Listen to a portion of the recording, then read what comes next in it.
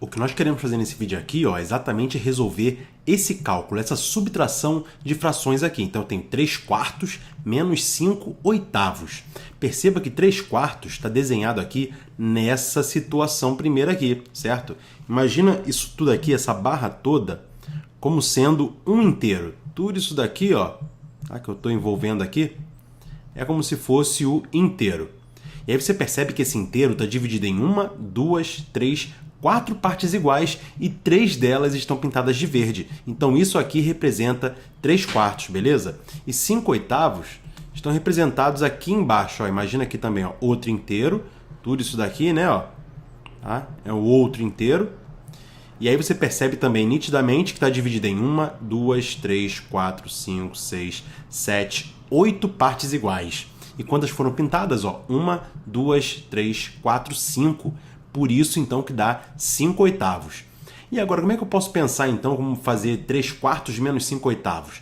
Bom, sempre que eu tenho uma subtração de frações, ou então uma soma de frações, eu posso pensar aqui num denominador comum, certo? Quando eu coloco os denominadores iguais, fica muito fácil, muito simples resolver isso. Então, uma das maneiras, antes de a gente pegar aqui essa parte pictórica, essa parte que está desenhada, né? Uma das maneiras é pensar no denominador comum. Então, é o seguinte, ó, esse denominador aqui é 4 e esse daqui é 8. Qual seria um denominador comum para essas duas frações aqui? Bom, eu posso pensar como sendo um múltiplo comum de 8 e de 4. E de maneira ideal, tem que ser o mínimo múltiplo comum. Fica até mais simples na hora de fazer a conta. Então eu tenho ali, ó, o 8, certo? Só que eu percebo uma coisa, o 4 não é divisível por 8. Não vai dar um número inteiro na hora de dividir, né? Porém, o 8 ele é divisível tanto por 4 quanto por ele próprio, quanto pelo 8, é ou não é? Portanto, fica claro aqui que o mínimo múltiplo comum entre o 4 e o 8 é o próprio 8. Logo, eu posso escrever aqui, ó, as duas frações como tendo o denominador 8. Então, aqui ó, vai ficar alguma coisa sobre 8, certo? Essa primeira fração aqui, em vez de 4, vai ter o 8 embaixo, menos ali, né? Menos alguma coisa sobre 8 aqui também. E aí você percebe o seguinte, aqui já era o 8 no denominador, então não muda nada. Eu vou colocar ali o 5 ali em cima, né? 5 oitavos. Tá? Não mudou nada porque aqui já era 8 no denominador. Agora aqui perceba o seguinte, o 4 virou o 8. Isso quer dizer o quê? Que multiplicou por 2, sim ou não? Agora aqui então no numerador, esse 3 ali, né, vai ter que também ser multiplicado por 2 para não alterar o valor da fração. Então 3 vezes 2 dá 6. E aí eu vou ter 6 oitavos menos 5 oitavos, beleza? Se você não está percebendo isso ainda, né, o esquema de botar o mesmo denominador, é o seguinte, olha só. Imagina que eu divida tudo isso daqui agora, que está dividido em 4 partes iguais, em 8.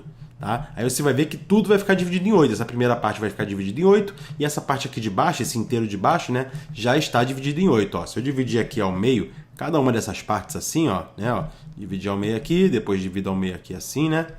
Depois eu divido aqui, certo? E depois eu divido aqui.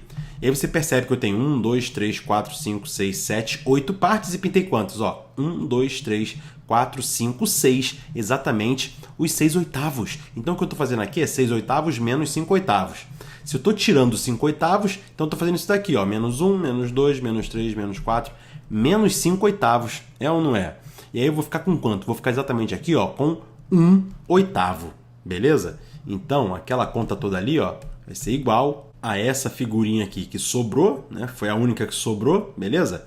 Que é, então, equivalente a 1 oitavo.